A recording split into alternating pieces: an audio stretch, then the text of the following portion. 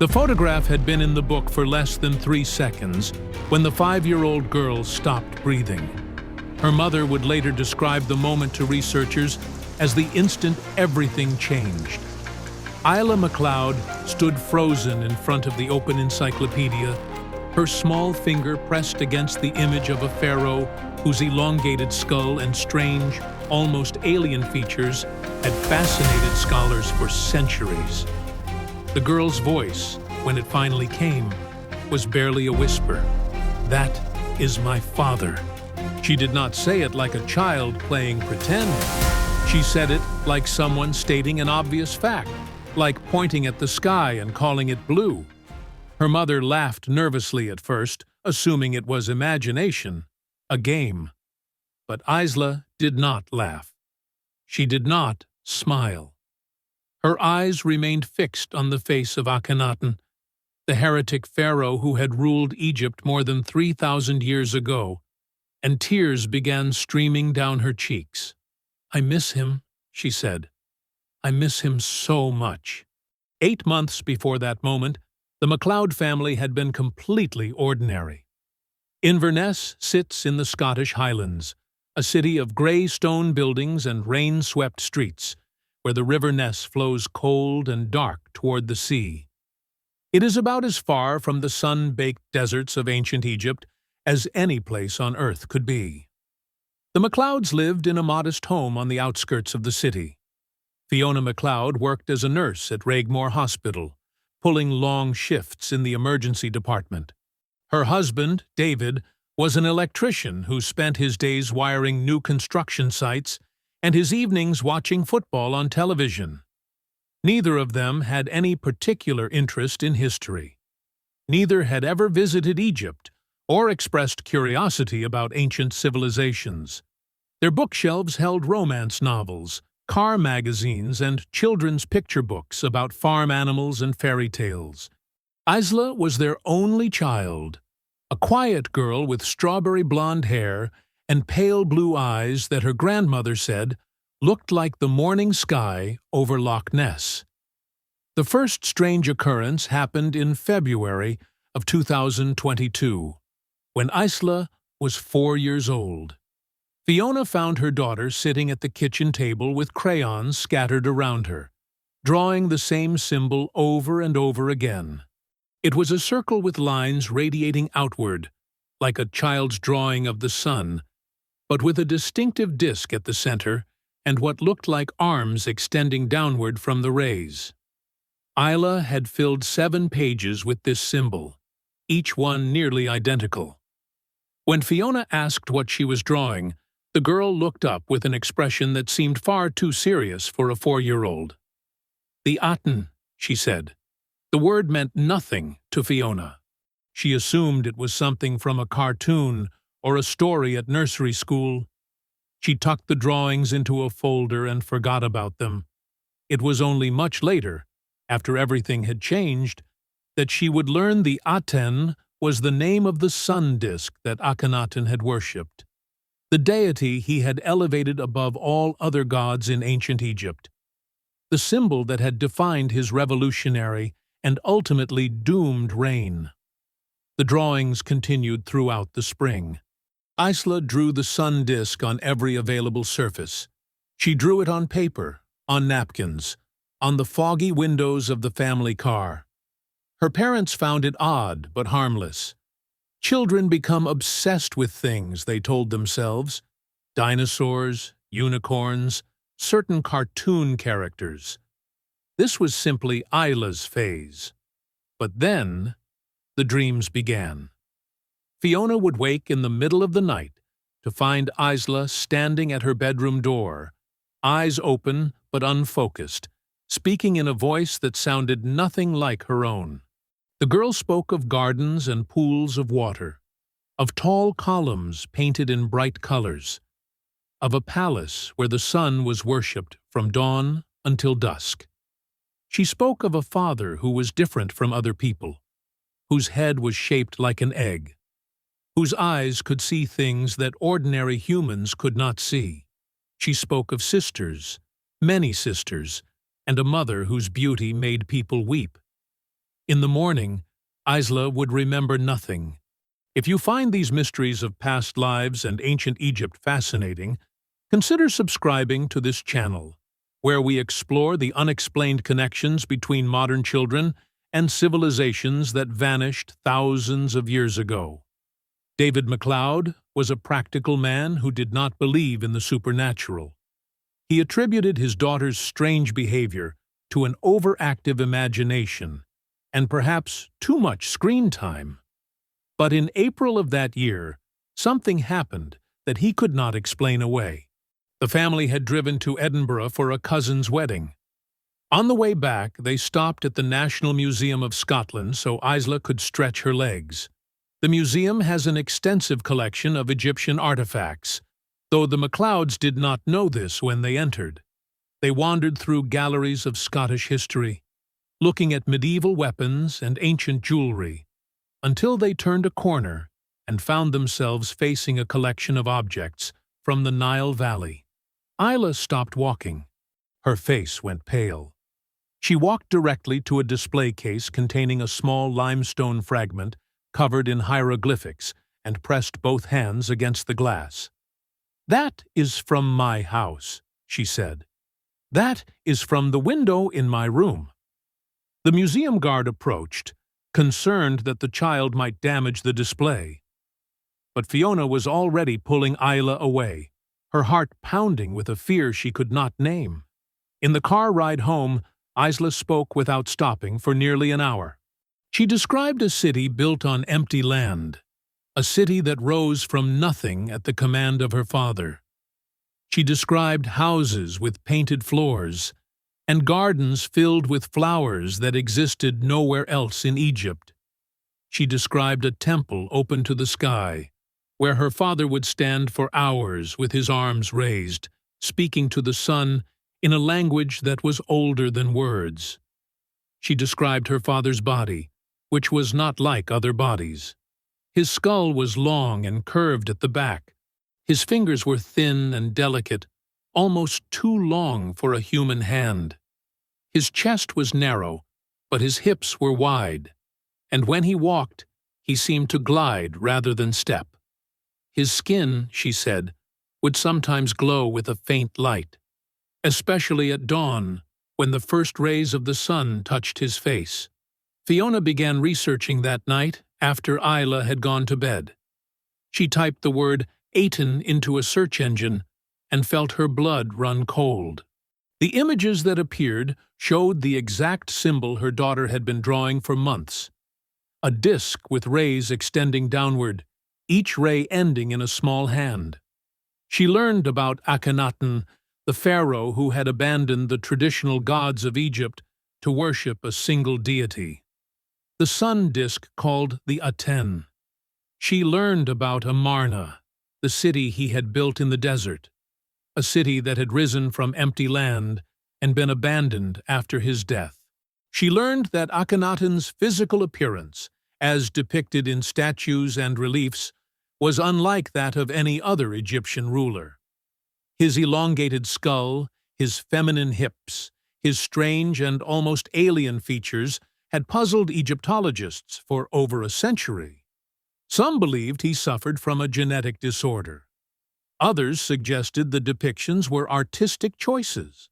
But a growing number of alternative researchers, including the controversial author Zecharia Sitchin in his book The Wars of Gods and Men, had proposed a more radical explanation. What if Akhenaten's unusual appearance was not a disorder or an artistic style? What if he simply was not entirely human? The MacLeods took Isla to see Dr. Margaret Forsyth, a child psychologist in Inverness, in late April. Dr. Forsyth spent 3 sessions with Isla, during which the girl spoke calmly and consistently about her life in what she called the City of the Sun. She described waking each morning before dawn to bathe in a pool filled with lotus flowers. She described eating bread and honey while sitting with her sisters on cushions embroidered with gold thread. She described watching her father perform rituals in the great temple, speaking to the sun in a voice that seemed to come from somewhere beyond his body. Dr. Forsyth noted that Isla showed no signs of distress when discussing these memories. She spoke about them the same way she might describe what she had eaten for breakfast. The psychologist had encountered children with vivid imaginations before, but something about Isla's consistency and level of detail troubled her. She recommended further observation and suggested the parents keep a journal of anything unusual the girl said. The journal filled quickly. Every few days, Isla would say something that sent her parents searching for information. She mentioned a lake filled with birds that the palace gardens overlooked. Research confirmed that Amarna had extensive artificial lakes and that the royal family kept exotic waterfowl. She described a special window where her father would appear to give gifts to loyal servants. Egyptologists call this the window of appearances, a distinctive architectural feature unique to Amarna's royal palace. She spoke about her mother's tall blue crown and the way it made her look like she was touching the sky. Nefertiti's iconic blue crown, the flat-topped headdress that appears in the famous Berlin bust, is one of the most recognizable images from ancient Egypt. Isla had never seen that bust. She had never read about Egyptian queens, but she described the crown with perfect accuracy, including the ribbon that hung from the back. In June, David's sister sent the family a book as a gift for Isla. It was a children's encyclopedia of ancient civilizations, filled with colorful illustrations and simple explanations. The MacLeods had not told anyone about Isla's strange statements, so the gift was pure coincidence. Fiona placed the book on a shelf, planning to look through it with Isla later, but the girl found it herself one afternoon while her mother was preparing dinner. Fiona heard the scream from the kitchen. When she reached the living room, she found Isla standing rigid, tears streaming down her face, one finger pressed against a photograph of Akhenaten. "That is my father," the girl said. The words that followed would be burned into Fiona's memory forever. His skin would glow when the sun touched him. His eyes could see things we could not see. He said we came from the stars, and one day we would return there. He said the Aten was not just the sun. It was the door through which his people had come, and through which they would leave again. The family sat together that evening, and for the first time, David truly listened. Isla spoke about her father with a mixture of love and sadness that no 5-year-old should possess. She said he was different from everyone else in Egypt, not just in how he looked, but in what he was. The other rulers before him had been mixed, she explained, using a word that seemed beyond her years. They had some of the star blood, but also human blood. Her father was purer. His grandfather had been fully of the old kind, the ones who came before. This was why his head was shaped the way it was shaped. This was why his body looked different. The elongated skull was not a deformity. It was how his people looked. Isla said her father had taught her that they were the children of beings who had come to Earth long ago, beings who had helped humanity build civilizations and who had ruled as gods before, gradually withdrawing. The Aten, she said, was not just the sun. It was a symbol of the doorway between worlds, the light through which her ancestors had traveled. Have you, or someone you know, ever experienced memories that seem to come from another time and place? Share your stories in the comments below. Your experience might be the key that unlocks another mystery from the ancient world. The MacLeods began to research in earnest, though neither had any background in Egyptology. What they discovered only deepened the mystery. Akhenaten had ruled Egypt during the 18th dynasty, approximately 1,350 years before the Common Era. He had inherited a kingdom that worshipped dozens of gods, each with their own temples and priesthoods. Within a few years of taking the throne, he had abolished this entire system and replaced it with the worship of a single deity, the Aten. He built a new capital city in the desert, a place he called Akhetaten, which translates to horizon of the Aten. Today, the ruins of this city are known as Amarna. More than 3,000 years after its abandonment, archaeologists are still excavating its remains. The city had been built in just a few years and abandoned almost immediately after Akhenaten's death. His successors worked to erase his name from history, destroying his monuments and removing his image from temples. For centuries, he was forgotten entirely. The physical depictions of Akhenaten have fascinated and puzzled scholars since they were rediscovered in the 19th century.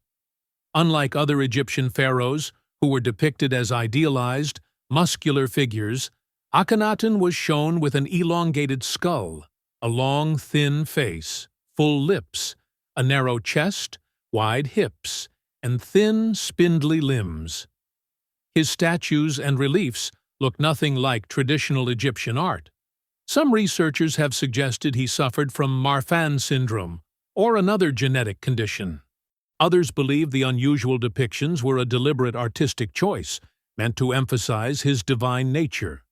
But alternative historians like Brien Foerster, whose research on elongated skulls found throughout the ancient world has challenged mainstream narratives, have proposed a different explanation. What if Akhenaten looked different because he was different? What if his bloodline carried genetic material that was not entirely human? The concept of divine bloodlines runs throughout Egyptian history. The pharaohs claimed descent from the gods, tracing their lineage back to divine beings who had ruled Egypt during the Zep Tepi, the first time.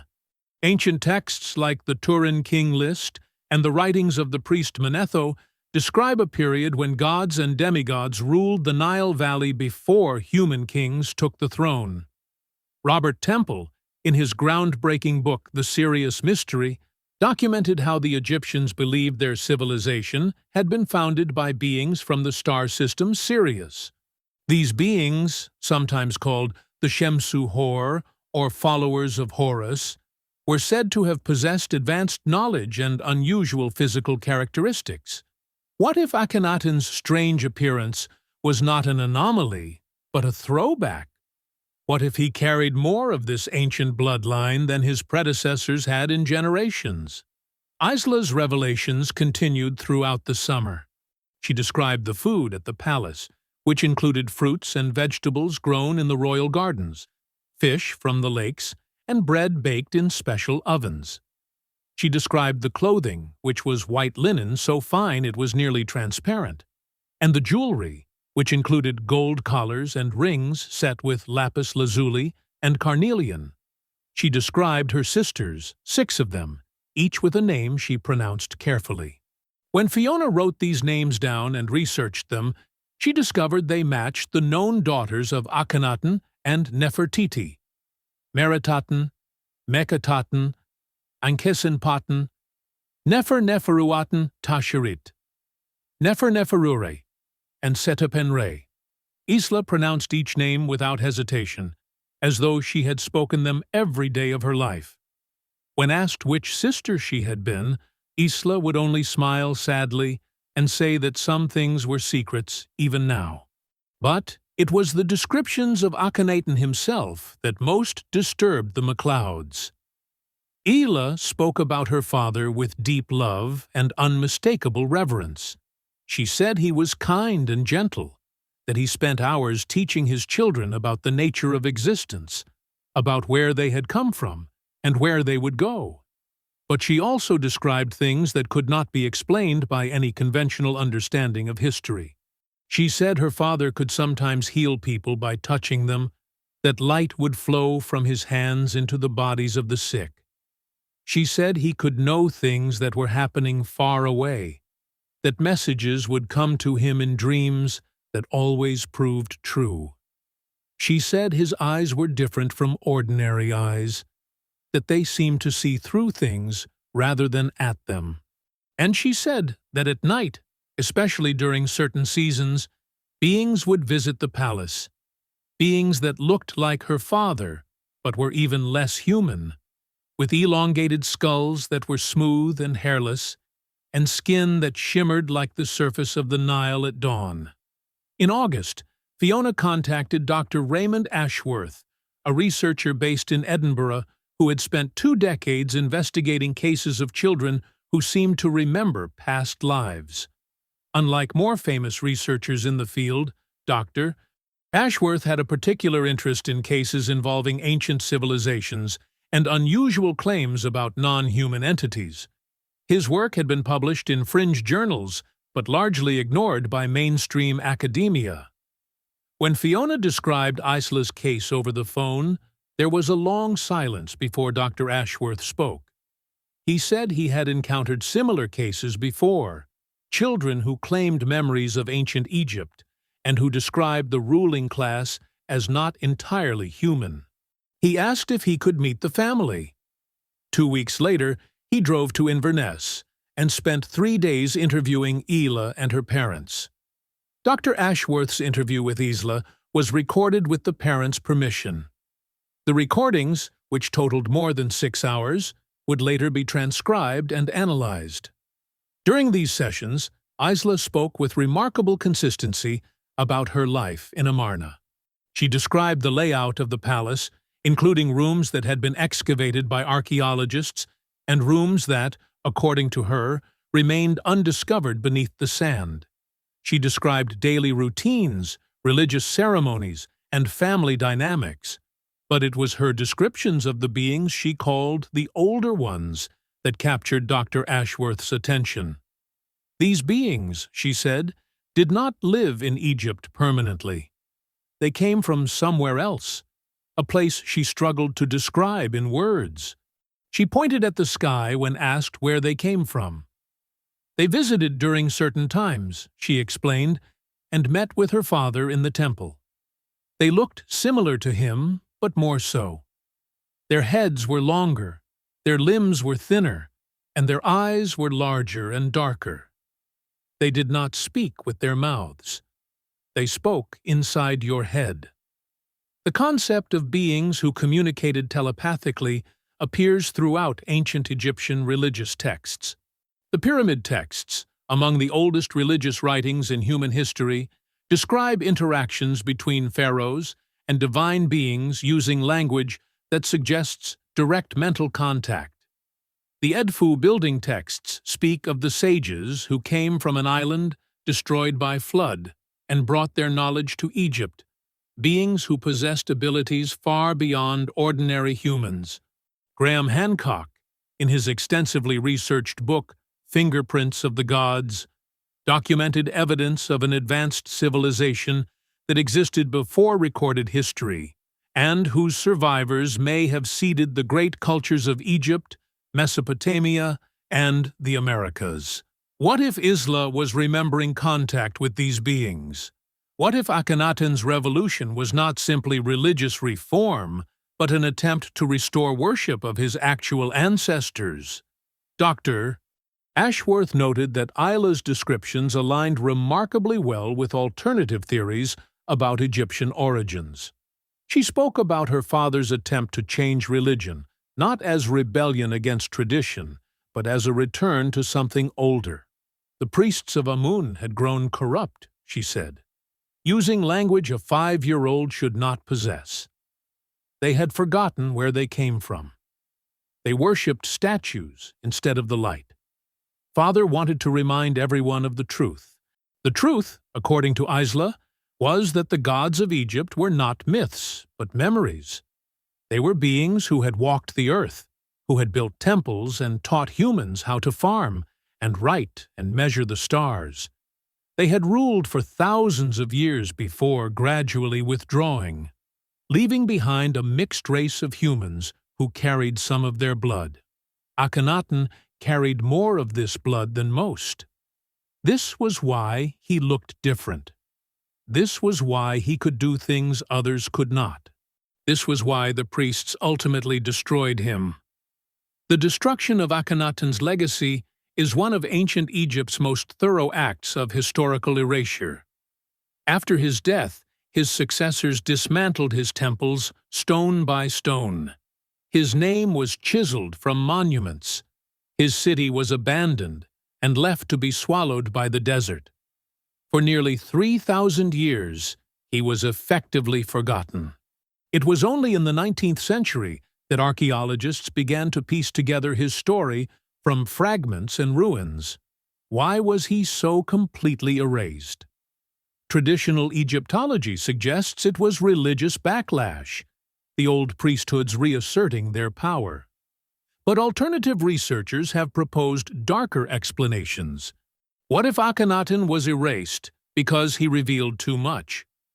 What if his crime was not abandoning the old gods, but telling the truth about what those gods actually were? Isla spoke about her father's death with a sorrow that seemed far too heavy for a small child. He knew they would come for him, she said during one recorded session. He knew the priests would not allow him to continue. But he said the truth could not be destroyed completely. He said one day people would remember. He said the blood would continue, and someone would speak again. When Dr. Ashworth asked what happened at the end, Isla's face became still and distant. "They came at night," she said. "There was shouting.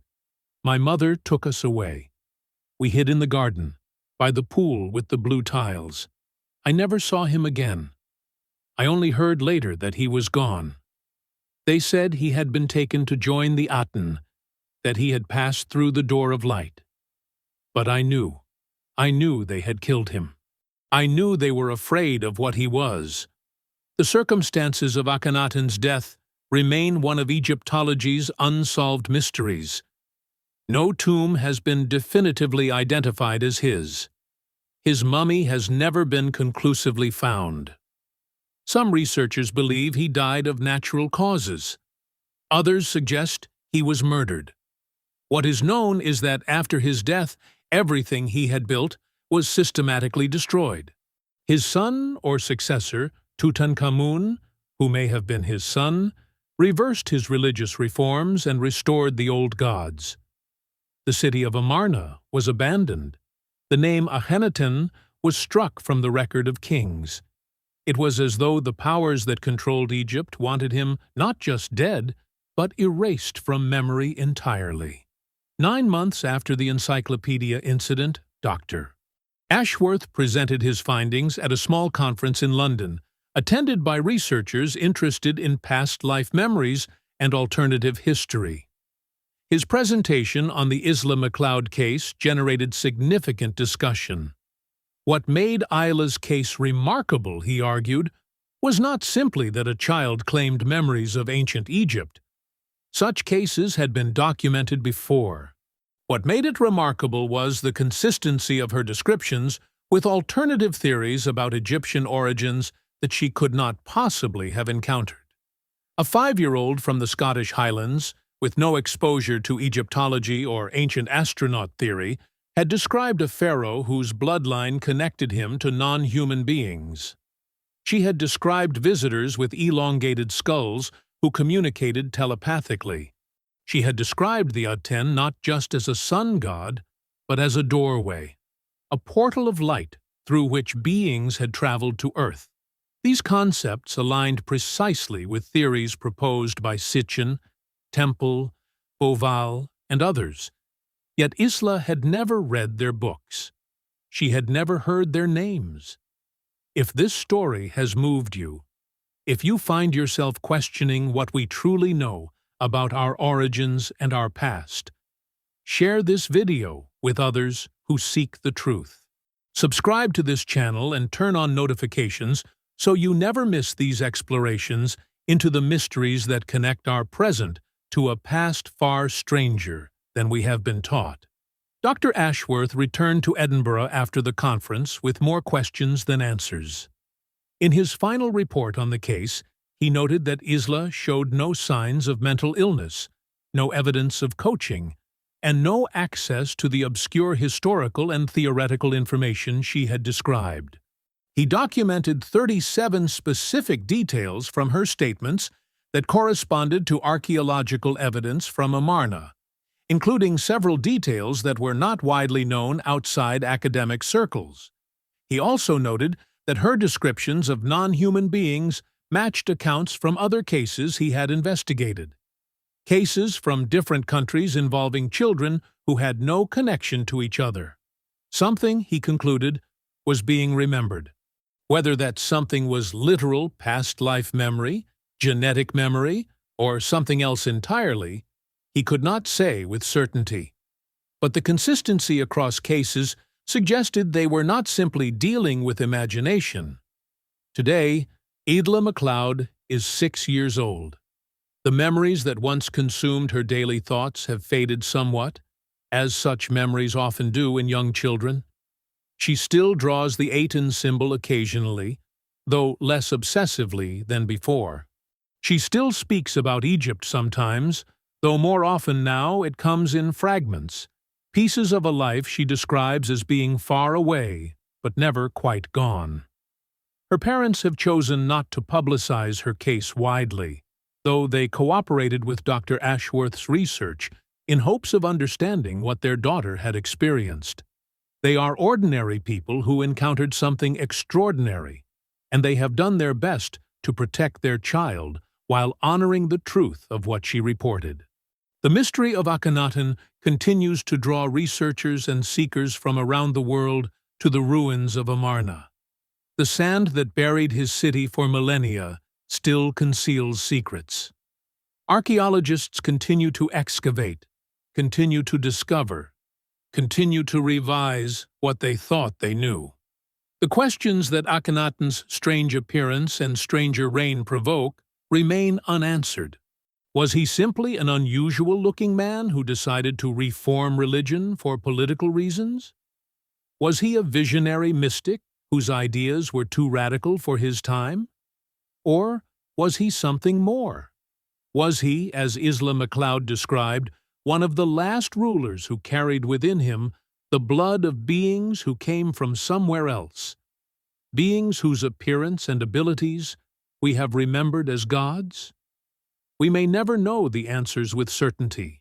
The priests who destroyed Akhenaten's legacy were thorough in their work, but they could not erase everything.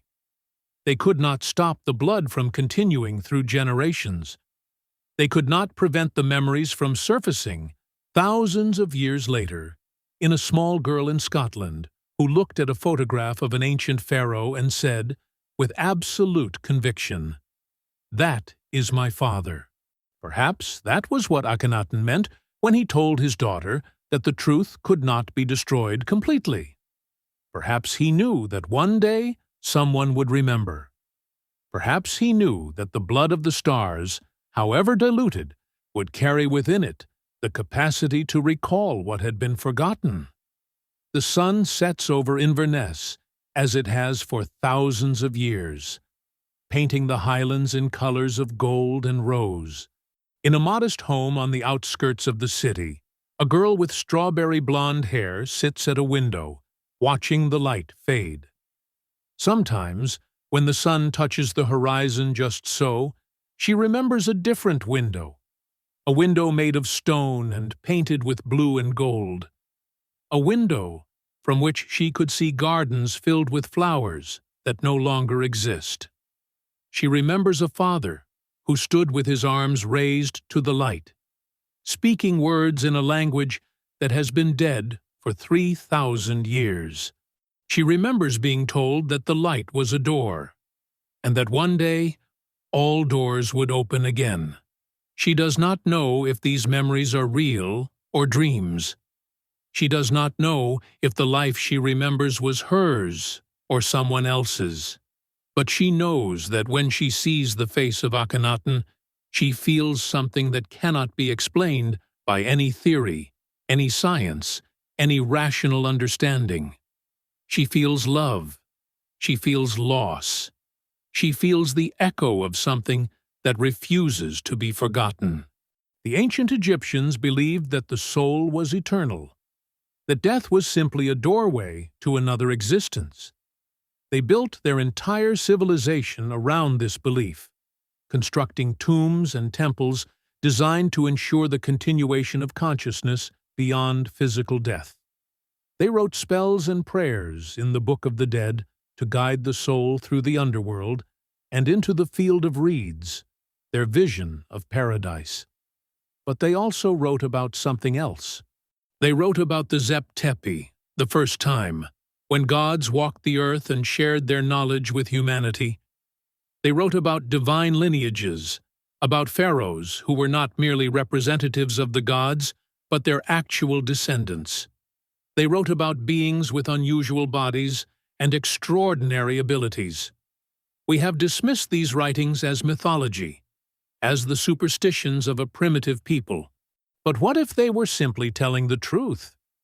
What if the gods they described were real beings whose descendants ruled Egypt for thousands of years? What if Akhenaten was trying to restore the memory of that truth when he built his city to the Aten? Isla MacLeod did not ask to remember. She did not seek out these experiences or claim any special importance. She was an ordinary child who began to recall an extraordinary life, a life lived in a palace of painted columns under a blazing desert sun, a life as the daughter of a pharaoh who may have been the last of an ancient and powerful lineage. Her memories have faded now, retreating into the quiet corners of her mind, where all forgotten things wait. But they have not disappeared entirely. They emerge sometimes in drawings she makes, in words she says, in the strange sadness that crosses her face when she sees images of ancient Egypt. Something in her remembers, something in her knows, and perhaps that is the true legacy of Akhenaten. Not the temples he built, which were destroyed, not the religion he founded, which was abolished, not even the city he created, which was abandoned to the desert. His true legacy is the truth he tried to preserve, the knowledge of who we are and where we came from, the memory of beings who came from the stars and whose blood still flows, however faintly, through the veins of their descendants. He knew they would try to erase him. He knew they would try to bury the truth. But he also knew that truth, once spoken, can never be completely silenced. It echoes through time. It surfaces in dreams and memories. It speaks through the mouths of children who should not know what they know. The story of Isla MacLeod is not proof of anything. It is simply one more fragment, one more piece of evidence in a mystery that spans millennia. But fragments accumulate. Evidence gathers. And sometimes, when enough fragments come together, a picture emerges that cannot be ignored. The picture that emerges from cases like Isla's is troubling to our understanding of history, of human origins, of the nature of consciousness itself. It suggests that the ancient Egyptians knew things we have forgotten. It suggests that the gods of antiquity were not merely symbols, but beings. It suggests that some of us carry within us the memory of lives lived thousands of years ago, lives connected to a lineage that stretches back to the stars. Akhenaten stood alone against the priests of his time, against the traditions of his ancestors, against an entire civilization that had forgotten its origins. He tried to remind them. He tried to show them the light. And for his efforts, he was destroyed and erased, his name carved out of history, his monuments ground to dust. But 3,000 years later, a girl in Scotland looked at his face and wept. She called him father. She remembered his skin that glowed. She remembered his eyes that saw through things. She remembered the truth he tried to protect. The priests who destroyed him thought they had won. They thought they had silenced the truth forever. But the blood remembers. The soul remembers. And sometimes, in the quiet moments between sleeping and waking, In the innocent words of children who should not know what they know, the truth speaks again. The door of light remains open, and those who came from the stars are still waiting for us to remember who we are.